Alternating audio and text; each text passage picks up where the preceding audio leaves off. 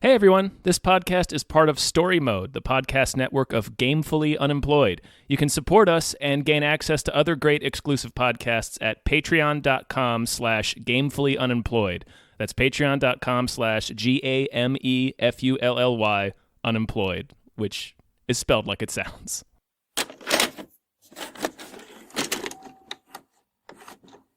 Huzzah! Huzzah! It begins. Hey everyone. Hello everyone! My name is David Bell, My name is Tom Ryman.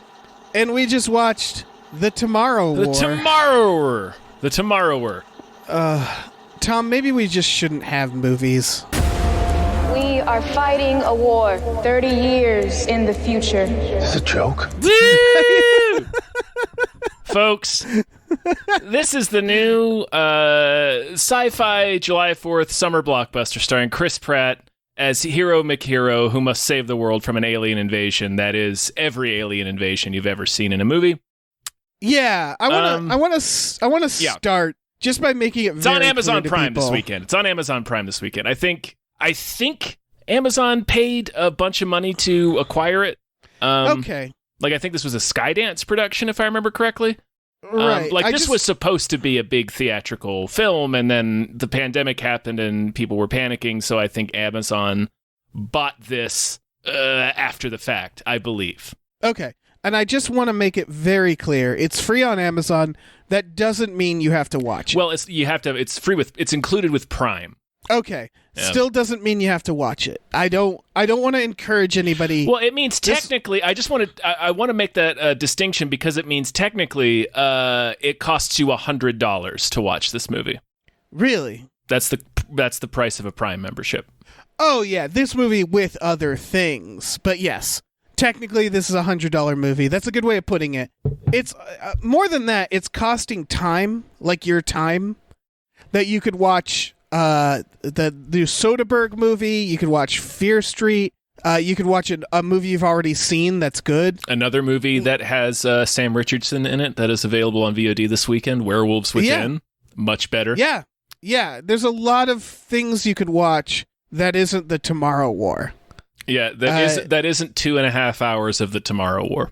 Yeah, of just wasting everyone's time. Yeah. Even the plot, like the characters, their time is wasted Yeah, by the revelation in the movie. we're going to talk This- about it. Yeah, this movie this made me depressed, like profoundly depressed, Tom. I can see that. I had the opposite reaction to it because this script is such a piece of shit that I was like, Yeah. oh, well, hell, that's easy. Yeah. Oh, no, it's easy for like podcasting. No, I mean to write a script. Oh, yeah, well, this is... All right. It's like, Well, this is why if it this made me big depressed. piece of shit can be a $200 million movie with Chris Pratt, then I can surely write something. But this is the problem is, all right, so this morning I took a shower, right? As one does. And in the shower, I was thinking about the fact that I submitted another script to the blacklist, and I just got feedback for it and another high rating for a different script. So I now have 2 scripts in the blacklist that have high ratings. And I've gotten, conversations with managers, producers from this, and it's all the same stuff. It's all like heavily gatekeeping. It's all, we loved your script. Now, will you write this other thing? And we're not going to pay you. It's a lot of that. It's a lot of managers telling me how much they loved it, but then being like, but can you change it to this? And it's such a cynical process when you're trying to just write something that you believe is good. Mm-hmm. And then you get all this bullshit back, this gatekeeping, and then you sit down and you watch a movie like this. Like, I had just thought about that in the shower, unrelated to this movie, and then sat down and watched it, and like saw that this movie has like 10 producers, and this one writer who has done like a couple things that's probably also someone who's just trying to make it. And just seeing, like, I could just feel the torment on screen of this profound mediocrity,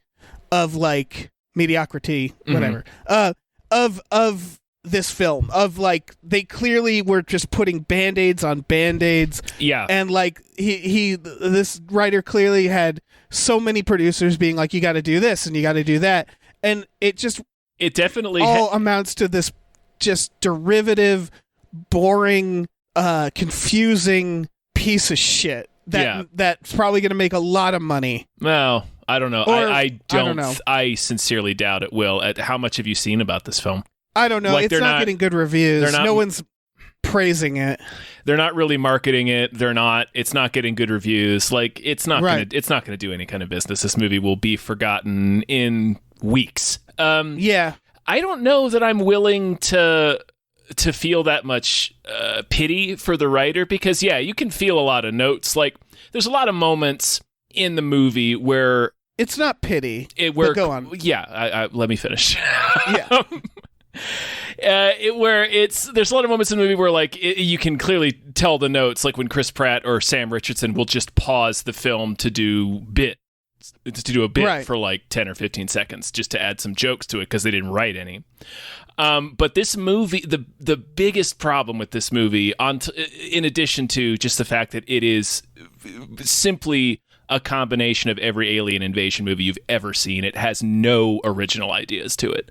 No, it does not. The biggest problem is that it writes itself into a corner roughly every 15 to 20 minutes and then has to just have some character come up and just vomit out some bit of its expository dialogue that gives us that introduces a new rule that justifies what's happening. It's like you said, they keep slapping Band-Aids on it, and you can't convince me that that's just producer meddling. Like, that's a problem with the bones of the script too. No, here's the thing: is I think this is so.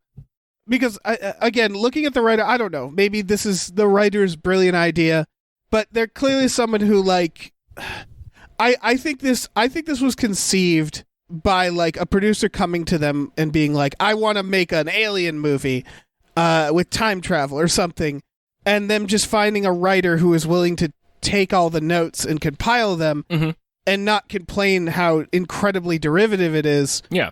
And it just, like, it's not really pity, but it's like, I know this writer, like, his career is not going to take off after this, or might not, because of this. And, like, I can't believe this was anybody's passionate idea. I don't think it was.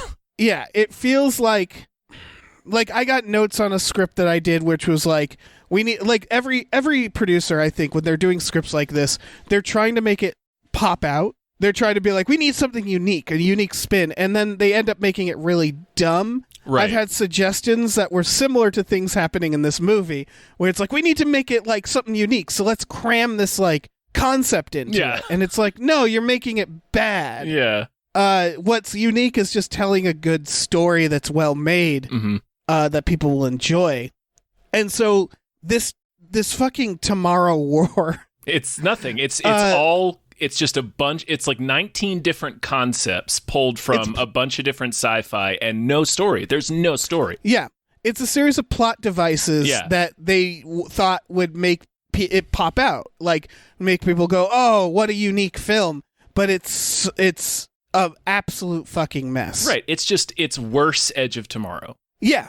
It's worse Edge of Tomorrow. That's pretty much what it is. Mm-hmm. All right, and it doesn't even have, like, we talked about it. Like, you don't like Edge of Tomorrow as much as I do, but at least Edge of Tomorrow has like a compelling hook in its story, meaning its protagonist. He has a compelling arc where he starts out as a coward and then becomes not one.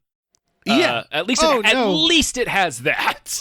Edge of Tomorrow has a lot of good things going to it. My problem with the Edge of Tomorrow, we don't need to rehash it, but no, it's similar.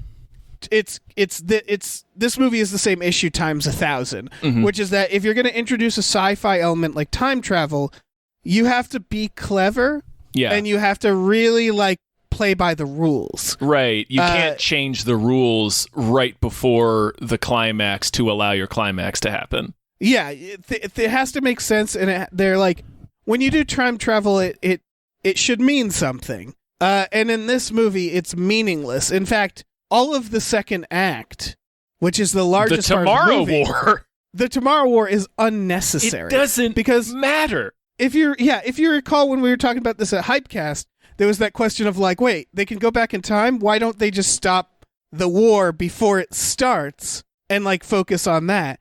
And it turns out that the characters in the movie have to realize that after the second act. Mm-hmm.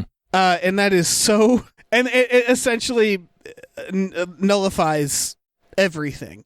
Yeah, yeah. We should explain the plot. I mean, right? Okay, yeah. So it takes place in 2020. Well, the present day part is 2022. During a soccer game, some visitors come in from the future, from 2051, and they're like, "The war is being the world's being ravaged by an alien invasion. We're down to a fucking 500,000 global population," which I can't wait to talk about. Right. So we need to pull people from the past, and they have to do this screening process to find people. Like they do this vague thing where they're like, well, we only certain people qualify for the time jump, and we learn pretty quickly that the certain people that qualify are people that die in between 2022 and 2051.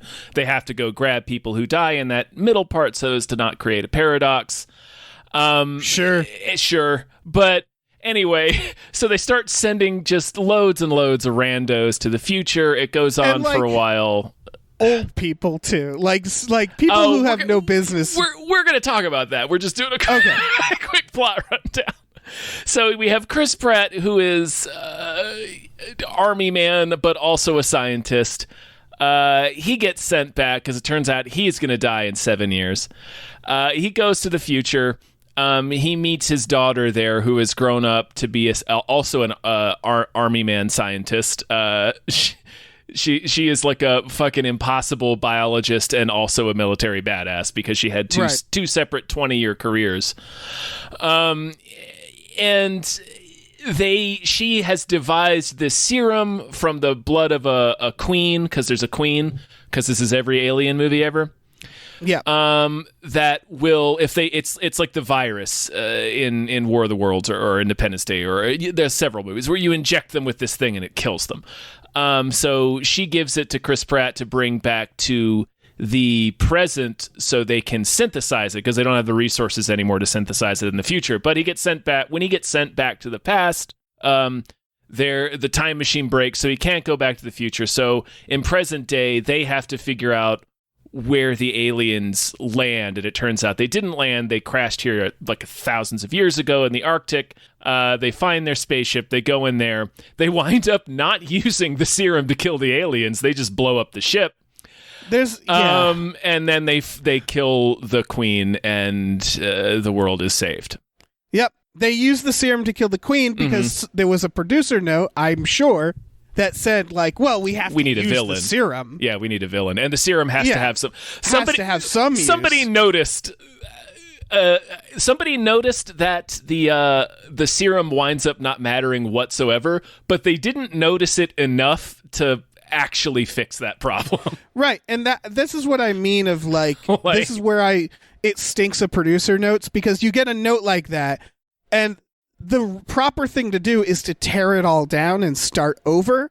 But you're on draft 8 and you're like, okay, I guess he'll kill him with the serum at the end. Yeah. He'll stab her with the serum. And then the producer doesn't notice that's dumb too, and is just like, great, yeah, you did the thing. You did the thing I wanted. Let's move on. Like it's so much of like, it feels so much of notes like that, where it's like, can we do blank? And it's like, yeah, I guess I'll stick that in this scene. Yeah. And it's like, great, you did the thing. And it's like, okay, moving on. Yeah, I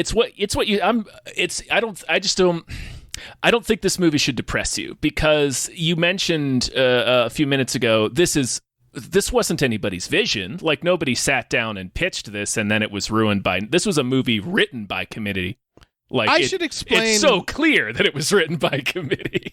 I should explain this. This could have been any mediocre movie. Yeah. I was just in a mood where like it depressed me. Sure.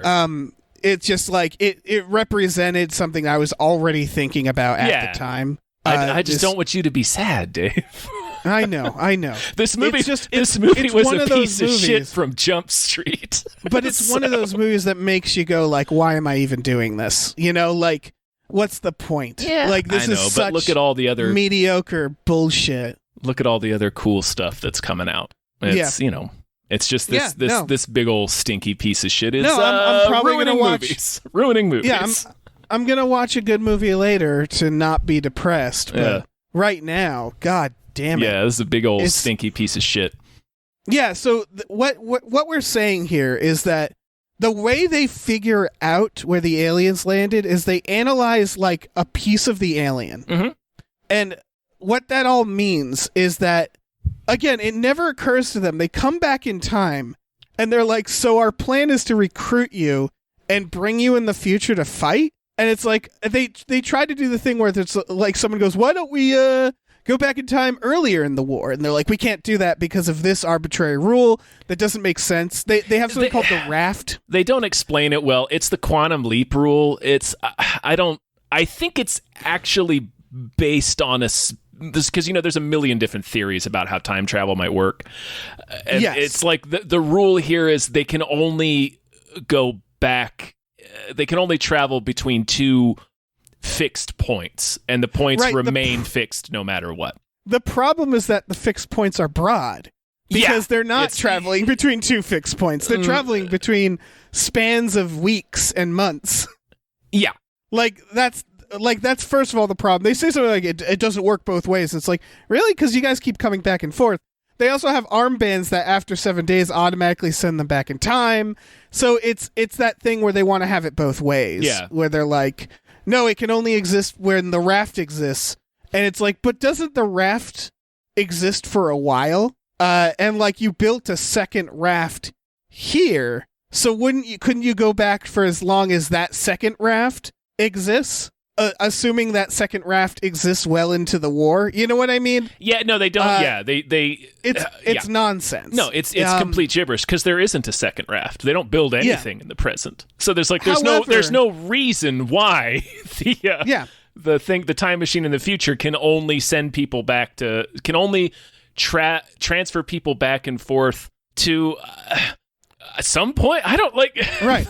Also, they can talk back sense. And forth. They talk regularly to the future. There's a lot of things they should do before sending civilians back in time to die. Like, yes, a huge thing that I got hung up on is the stuff about the war itself, because the idea is that the situation has become so desperate that they're just taking anyone, right? They just need bodies. The problem is we're fighting a war about to stave off the literal extinction of humanity, and when they go to the future during the war, we see like 3 different suicide missions where it's like we have a couple of different characters who are like seasoned vets. Like there's this one dude named Darius, I think, who we learn has like cancer. He's going to die in 8 months, so he just keeps doing tours into the future because he's like, fuck it, if I would rather die shooting aliens, and I understand that. Right, and then his daughter is kind of the same way in the future, where they have this very grim view of like, nah, everybody here is expendable. We have to save humanity. It's like, the goal of this war is to preserve human life, and we're just throwing people into the meat grinder. Like when they send Chris Pratt and Sam Richardson and all of our main characters into the future, they don't tell them anything. There's no training. They drop them into the middle of a conflict that for some reason they're falling 300 fucking miles out of the sky, that they never explain why that happened. They deploy them in the air. They deploy them in the fucking atmosphere above Miami. Yeah.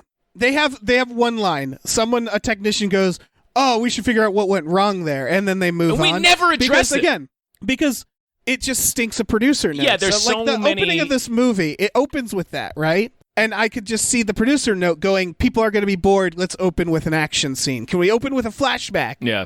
To what happens. And when you think about it, that flashback, that opening has no purpose, no narrative purpose. It's just to say to the audience, "Don't worry. Something's going to happen." It's the reason why 2-minute trailers on YouTube have a 6-second sizzle reel before them. Exactly. The thing that I was getting to is, additional, like there's a couple of things around this idea of the war. So there's the fact that it's supposedly a war to preserve humanity, and everyone in the future is just beyond cavalier about throwing these people in the meat grinder, to the point where another clear producer note, and another one of the many instances where it's clear they just wrote themselves into a corner and they just said, well, let's just have somebody say a new rule.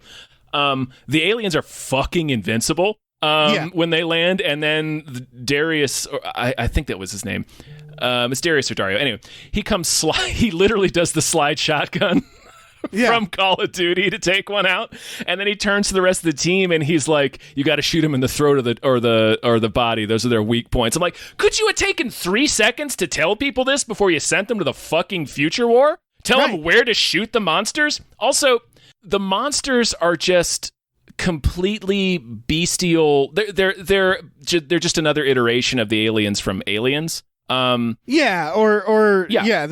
big They don't have Edge of Tomorrow vibes. Well, they don't They're even tentacle monsters. Yeah. They're dogs. But they don't even have the Edge of Tomorrow ability. Like, they're just monsters. Right, until they're not. They say that they're just here to eat. They're monsters, and then later the queen listens to them. Right, and reads their lips how Yeah. and understands somehow that they're using her blood to generate a poison that's Right. going to kill all the aliens. But anyway, the point is they tell us right away that the population of the entire planet is less than 500,000 people. Today, in 2021, we have planes, tanks, the Navy, Right. guns that shoot bullets that fly through layers of steel and armor at, I don't know, several thousand feet per second. How the fuck did these, they're basically just lions with tentacles, angry lions with tentacles. How did they kill Right. how did they reduce the population of the entire planet to less people than live in Brooklyn? Exactly. What? Because they show them get defeated with planes in this movie. in when the I Future saw War. when I saw the planes, I shouted. I was like, "We still have fucking planes? Yeah. How are Because we they're- losing?" They're well, you see, Tom, they're invincible except for their throats and stomachs. Right? And explosions. Yeah. No, this is the thing, is you could go back in time. They know where it started. They're it started in Russia, it's spread across the world. All you have to do is say, heads up. That's it. You've gone back in time. You can say, hey, you know how you have nukes and missiles and all that stuff? Well, you need to be ready for this. That's why, Terminator makes it, a plot like Terminator works because it's the idea of they hacked us, they turned our nukes against each other, they wiped out humanity. We're desperate. We find a time machine, etc. That's how they got around that. There's no reason we've been having our ass kicked by these aliens. There's simply it doesn't make any sense, Yeah. and the movie makes no attempt to explain how it happened. Yeah, they could have done a virus. They could have said, "Oh, there's a virus that they spread." That no attempt. And again, with proper knowledge, which we have. Again, they don't even attempt it. They're not even so this is what we have to do now that we're back in time. We can just warn you, and we're good. And I think comes from... Sorry. Oh, no, I think it comes from where this movie, I think, was starting from, where I think the writer was starting from and trying to get across, is that this is clearly, at one point, this script was about climate change, and then it just wasn't. Mm-hmm. Because there's constant mentions of melting ice and the future and inevitability and teenagers being like, what's the point? We're all going to die in 50 years. Yeah. It's so clearly at one point was that. Yeah. And then it got so fucking waterlogged with bullshit that it loses that thread almost immediately. It loses just about every thread it introduces, because it's also briefly about Chris Pratt being dissatisfied with his career. And then his arc is realizing that his family is what should be the how he should define his happiness and success. But they introduce that in one scene in the beginning of the movie. Do not explore it at all for the entire film, and then bring it back in a voiceover narration at the end, which is the first bit of narration in the film. Yes. When your movie ends with narration, and there hasn't been narration in the movie at all up to that point, there's a decent chance it was a bad movie. Not all the time. Yeah. Not all the time, but there is a decent chance you've just watched a very bad movie. Yes, it is most likely a disaster. Yeah, and they realized it in editing, so they had somebody come in to explain the ending. Yeah, there's a very thin character arc where he has problems with his dad, and then he learns that in the timeline where they didn't go back in time and start the future war, he was going to leave his family. There's like a weird anti-divorce message where at the end he's like, I'm never leaving this family. And it's like, I don't know, man. What if they want to leave you? Maybe it doesn't work out. Like, yeah. And like, he gets to the future and she's like furious with him because they got divorced. Like, she's like, so you left us. Right. It's like, your mom and I got divorced. And then she's It mad happens. that he died in a car accident. Right, he died in a And she's car like, accident.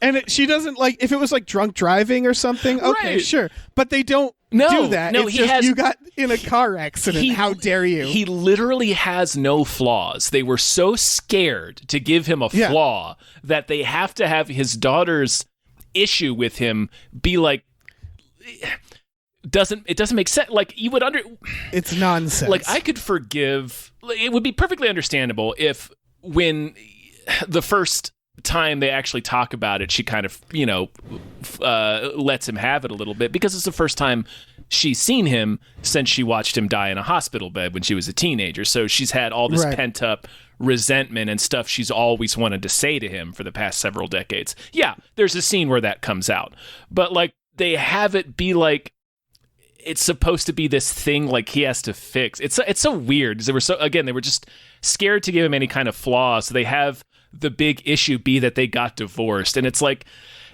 that sucks, but Happens it fucking all the time. happens. Like, yeah. like, Do it you happens.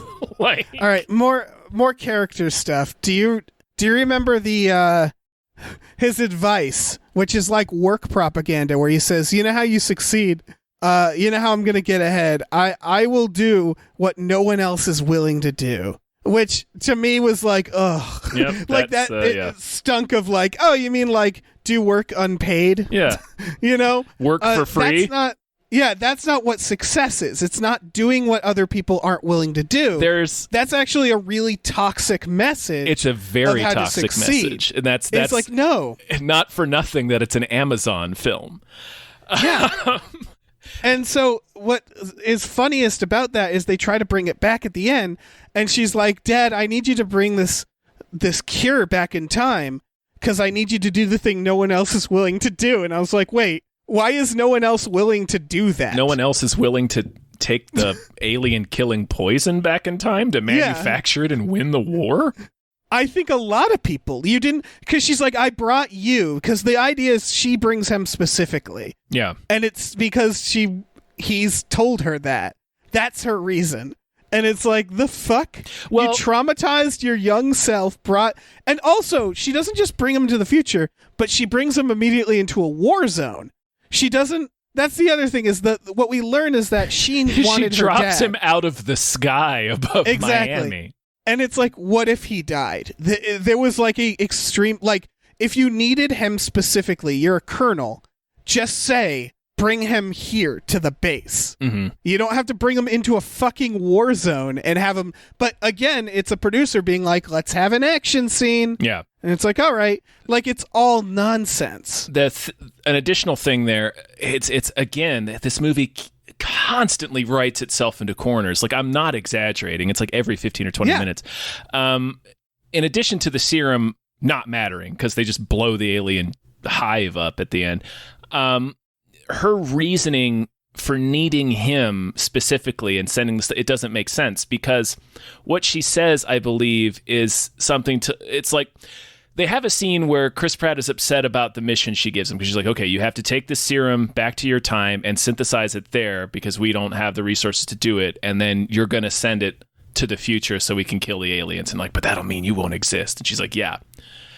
And so like, that's the big, like, I think that was the idea behind telling him, I need you because you'll do what nobody else will do. Like, she knows he'll do it for the sake of their family, but that doesn't make sense. Like, if he makes the serum in the past and sends it to the future to kill the aliens in the future, that future still exists. Right. So they still have to let most of the world die. It's like, again, it never occurs to them at any point to prevent the war. Well, it's literally, I want you to go back in time with this toxin so that you can then bring it back to now so we can win. Mm-hmm.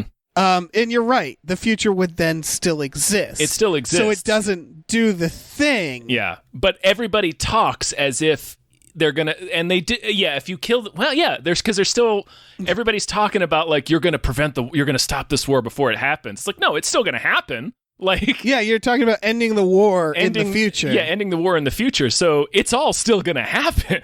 Right. Like, which again, can't stress enough. It never occurs to her to be like synthesize it and then use it when the war starts. Like, then you just use it. There's so many moments like that. When they find the alien ship, Chris, they have to really sweatily explain why. Because when they find the alien ship, we know it's going to thaw in like 30 years. Yeah. Because of climate change. They add that in there. And because they watched The Thing. And so they're like, and Chris Pratt does a speech where he's like, we can take pictures. We have proof.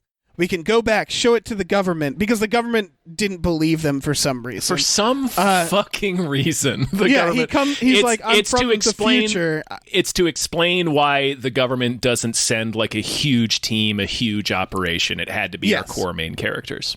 Yeah. So he says, we could take pictures, bring it back to the government, or we can end this right now.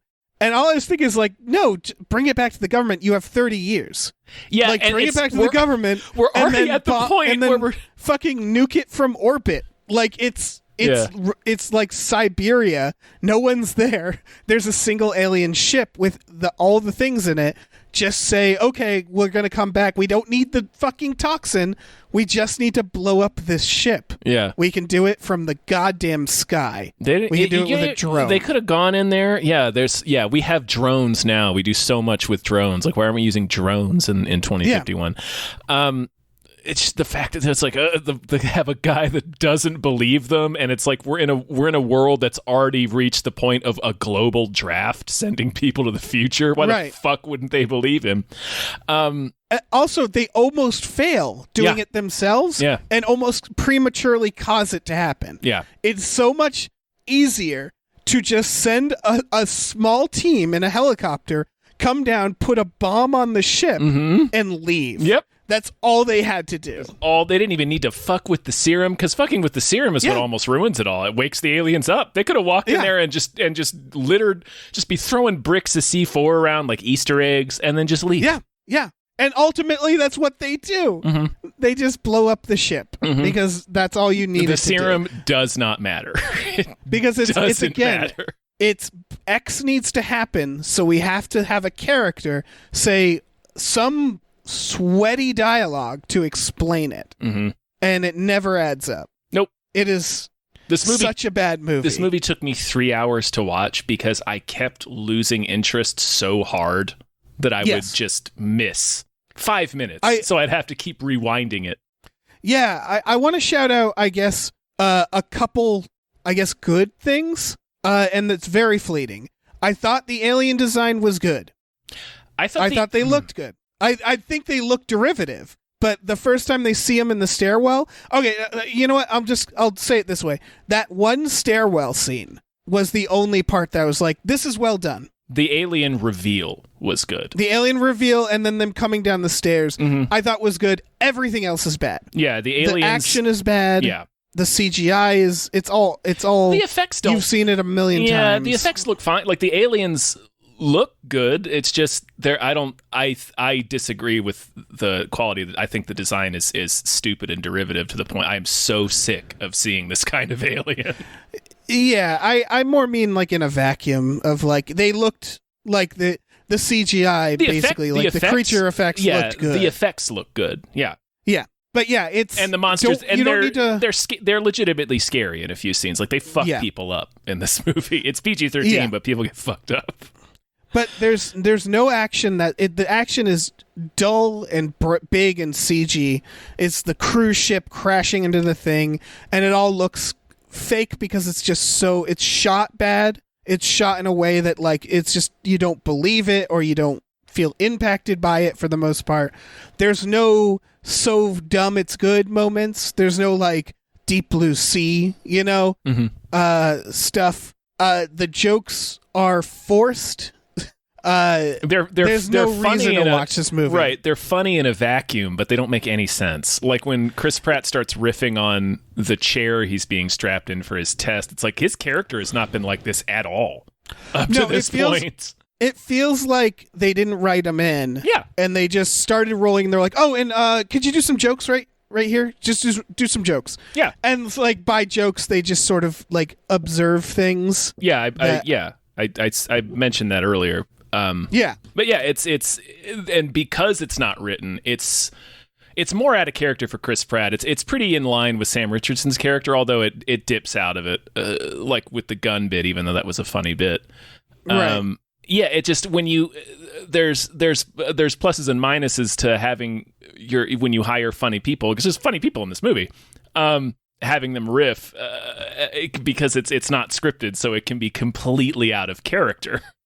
Because when you tell a comedic performer to riff, they're thinking about gags. They're not thinking about, well, what does this mean for my character? Right. It's always out of place. It's like characters going to go meet death and they're doing jokes. Yeah. The fucking volcano kid. Like, that's one of those where it's like, there was a few moments like that. Why didn't he meet that kid in the future? Like, I thought that's what they were setting up. Right. The wife just coming up with they have the wrong date. Like, there's a lot of moments where they need to realize things that are very obvious. Yeah. And so they like go to some random character just say it. Yeah. And again, it made me think like, okay, so you can communicate with the future. You don't even need to send people. You can just like radio information to each other. Why haven't they been sending technology supplies back and forth? Like, she's like, we don't have the equipment to synthesize it here. Well, then send us the blueprints for your time machine. We got 30 years to build it. Like, what are we doing? Yeah, there's so many. It's like we're running out of equipment. Fucking send some planes through. I don't know. Or I don't know. It's you introduce time travel and you make it as loose as they did, and you make it so that we're sending thousands, if not millions, of people back and forth through time. It raises so many questions. They have equipment. It's not Terminator rules.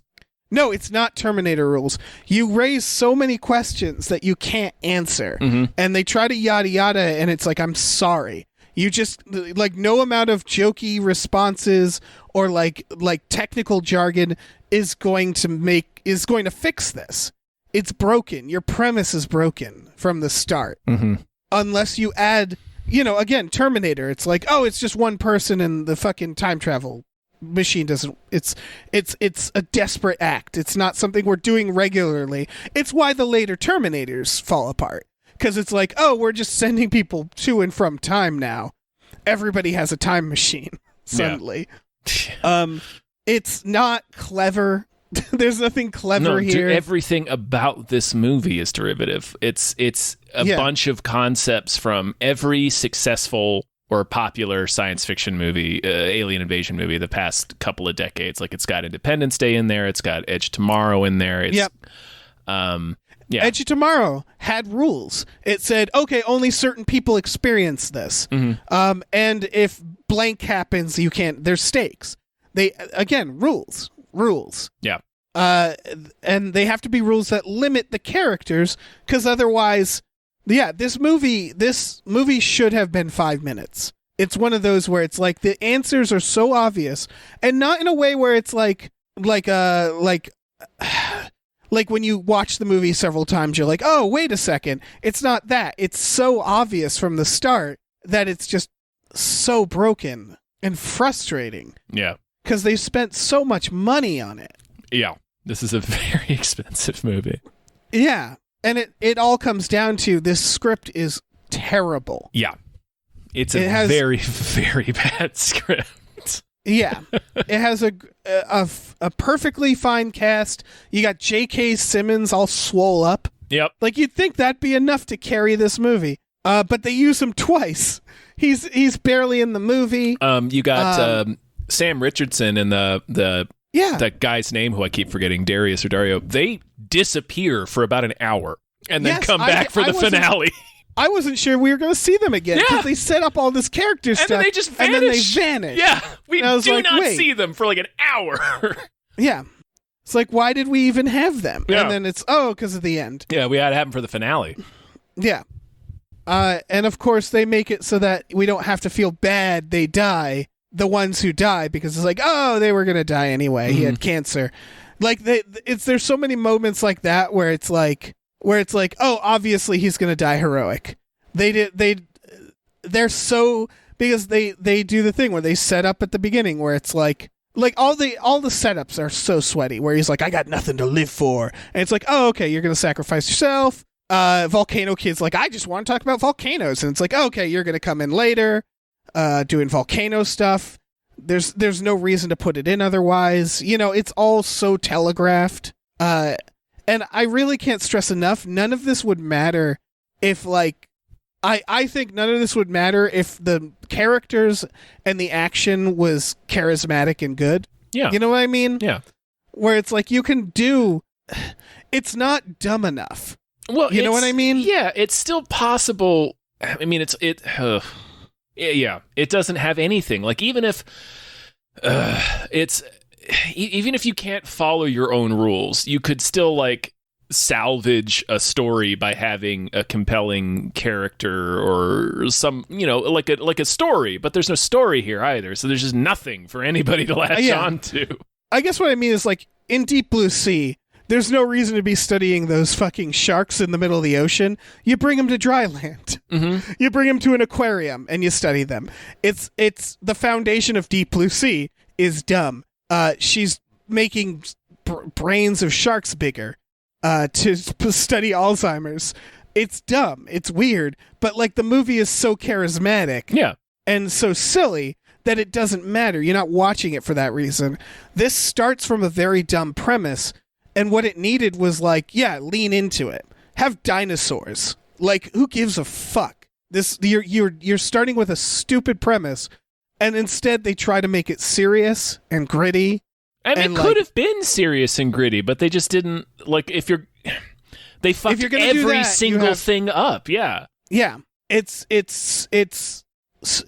yes, worst of all, as you mentioned, it's boring. It's boring. Like, it's hard to pay attention to. It's so boring, and it's so fucking long. Yeah. Why are movies so long now? I don't know, man. It's fucking wild. Yeah, the frustration of this movie is, like, it's the same feeling I get when I watch, even though they're wildly different types of films, like the new Star Wars, where it's like the writing process, you see all the fucking all the moving parts. It's like it's like so reading. obvious and, like, and sweaty and desperate, and it's like pathetic. It's kind of pathetic. Yeah, Yeah, it's like reading a Google Doc where you can see, like, all of the notes and comments and stuff that people have made. Yeah, and it just, like, you can, like, and again, that's why I pity, like, writers from this, because it just feels like there was some under this, like, mountain of bullshit, some writer being like, well, I kind of want to make it about global warming, and I don't know, maybe this thing with his daughter is an interesting idea. Like, there's a couple ideas where it's like, I can see, like, maybe the original heart of this fucking husk, this bloated husk, somewhere in it there was someone who had an idea. Maybe, but there's like 18 different things that it could have been about. There's a lot of potential arcs and threads that it introduces and then abandons. Like, there's a lot of ideas. This movie, we've said a few times, is just a pile of concepts with nothing to hold them together. Yeah. And they're all derivative concepts. It's all stuff you've seen in every other movie. I think the father-daughter relationship was the only thing to me that felt like it could have been original, which was the idea that he goes to the future, meets his daughter, and in her timeline, he was a deadbeat dad. And in her timeline, he fucked them over. And there's something interesting there. But as you pointed out, they can't make Chris Pratt bad. Mm-hmm. So they don't explore that. And instead they have to do scenes where it's like I would have liked a scene where they're hashing stuff out. Instead, they have to, like, go to capture the queen, even though why would they be the people to do that? Right. Why can't it be people under them? She's a colonel, and she's getting in the hole with the queen. She's a colonel, and she's the only person who like knows how to synthesize this thing she's trying. Like, why would we send her in the hole? Right. Same reason why would she send her dad into the war zone immediately? It's to have action. It's someone saying, well, we should see that. And it's like, well, then have multiple characters. Yeah. I agree we should see it. She shouldn't be there. Yeah. She shouldn't be there. Doesn't make dumb. sense for these characters to be there. Right. But they didn't have enough time. That's the thing. It's both long and it feels like they are trying to cram in. It's because it's a pile of concepts. Yeah. The first shot is over the neighborhood and you hear Chris Pratt talking about himself. Yeah. Yep. And he's on the phone at a job interview and the things he said didn't match with like he's explaining his military history. Yeah, and it's like a voiceover and then it cuts to him talking, but it's like, oh, he was on the phone. But clearly it felt like they added that later because they needed more exposition. There's a lot of scenes where people like say there's a lot of like the news when they cut to the news montage and the news is like, so as you all know, this is what's been happening. And it's like, why would this be in the news? Yeah. A lot of characters just shouting who they are. The guy being like, oh, I hate the beach. And, oh, this is my deal. Oh, yeah, this is my deal. And they're all just saying the things that they feel and that they are because there's no time to actually organically get it out. It's also extremely badly written in every possible way. Yeah. Every it's a conceivable way. Yeah. So, yeah. This is a script. This is a script that when you get to this draft, someone should have been like, I look, we've worked for like a year on this script. We need to hit the reset button. Like someone should have been like, we need to wipe everything out and start over. Yeah. Because we've lost the thread. This is That's mess. what it feels like. We are this feels in like the weeds right now. Yeah, this feels like draft 15 where people kept adding stuff and no one thought to take anything away. And it just kept compounding into this fucking monster. Yeah, well, when you have 6 producers on a project, you can't delete someone's idea because they got money in it. Exactly. That's how you get movies made. I'm done. I'm done too. I'm absolutely done. Don't see this movie. Like don't see this I'm movie. Begging you. And this is the only time I will say this. But I want to go back real quick, just back to what Chris Pratt said about the way you get ahead is to do the stuff that people won't. Mm-hmm. And I want to encourage everyone listening to just get that the fuck out of your brain. Don't think about that. Yeah. And I urge you to. Only time I'll ever say this, I urge you to listen to the wisdom of the Joker in the Dark Knight when he says very pointedly, "If you're good at something, never do it for free." Yeah, no, that is the smartest thing the Joker has ever said. I would like to expand upon that and just say, further. I'd take that a little bit further. Don't do anything for free. Don't do any kind of work for free. Yeah, don't do that. For the love of God. It's such a toxic idea. It's why we have Amazon. Anyway. Yeah. It's why we have a lot of things. It's why we have a lot of things. Christ.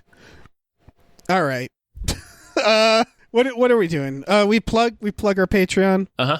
That's what we're doing. Do it. Hey folks, we have a Patreon. Patreon.com/Gamefully Unemployed. If you go on there, there's some exclusive podcasts like Tom and Jeff Watch Batman and Fox Mulder's a Maniac and Star Trek The Next Futurama. And we watch movies every Friday night with our patrons. We will not be watching this movie. I don't imagine we will be. No. And like I can't even if you're like I want to see this car wreck, it's not the kind of car wreck you want to see. This ate up my entire morning watching this movie. It was miserable experience. Yeah, this is the kind of car wreck that makes you feel bad after. It's so like uninteresting. It's a car wreck that's it's like a fender bender with it's a like pregnant somebody lady. Yeah, it's somebody's who doesn't have insurance. Well, it's somebody's engine dying in a tunnel and you're stuck in traffic for 4 hours. That's the kind of car accident it is. Yeah, it's a real piece of shit. Yeah, it's a real boring, stupid piece of shit that just takes time from you that you'll never get back. So in a way, I guess it's on theme. We also have a store, tpublic.com/store/Gamefully Unemployed, where you can get t-shirts, masks, mugs, stickers, posters, all kinds of things. So check that out. Yeah, check that out. Don't watch this goddamn movie. Don't watch it. Don't watch it, guys. Do not reward this. And I feel bad because, there's people I like Sam Richardson. He's a friend of Cracked. He's in it. And he's great. Nothing against the artists in it. It's just I don't want the producers to feel like all of the actors are doing the best they can with this material. I just don't want the producers to feel like they did a good job. No, I do not want to reward any of the filmmakers for this movie. Yeah.